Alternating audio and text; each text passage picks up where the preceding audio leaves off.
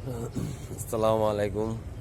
সকল ভাইদেরকে বলছি, বাইকার ভাইদেরকে বলতেছি, যারা কক্সবাজার আসতেছেন উত্তরবঙ্গ থেকে, ঢাকা, সিলেট, খুলনা, বগুড়া, দিনাজপুর, গাইবান্ধা, বরিশাল, ভোলা, টাঙ্গাইল, পদ্মা সেতু, ভাইদের উদ্দেশ্য বলতেছি। হ্যাঁ, সকল বাইকার ভাইদের উদ্দেশ্য বলতেছি যে আপনি নতুন ব্রিজ থেকে কক্সবাজার গাড়ি হুড়োহুড়ি করে চলাবেন না। কেননা ওই রাস্তায় আপনার কক্সবাজার, টেকনাফ, মহেশখালী, ওখান থেকে বড় বড় লবণের গাড়িগুলো আসে। লবণের পানি পড়ি রাস্তা, এই ধুনাগুলো এই আপনার নরম হয়ে যায়। লবণ পানি পড়লে ধুনাগুলো রাস্তায় নরম হয়ে যাবে।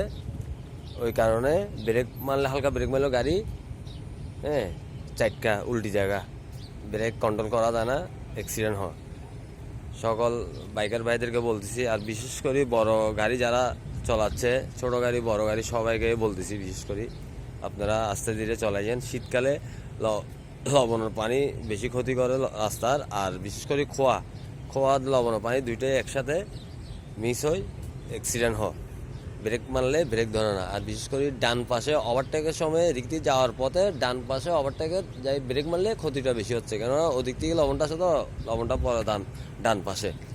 এই আর কি সকল ভাইদেরকে বলতেছি, কেননা সবাই আসে বেড়াবার জন্য কক্সবাজার পর্যটন এরিয়া। সবাই মায়ের ছেলে মায়ের ঘরে ফিরে যাওয়ার জন্য সবাই চিন্তা করে।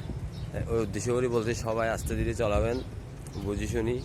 এই আর কি, লবণের পানিটা বেশি রাস্তার ধুনোয়, ওই ফুলি জায়গা ধুনো ফুলে দেয়, মানে বোঝা যাচ্ছে না। ওটা যখন ব্রেক মারবেন তখন গাড়ি আস্তে আস্তে চাইট খেয়ে যাবে। অ্যাক্সিডেন্ট, আর গাড়ির সাথে অ্যাক্সিডেন্ট করতে হবে না, মানে হালকা ব্রেক মারলে গাড়িটা চাইট খেতেছে। এই আর কি। হ্যাঁ, আসসালামু আলাইকুম, সবাই ভালো থাকি।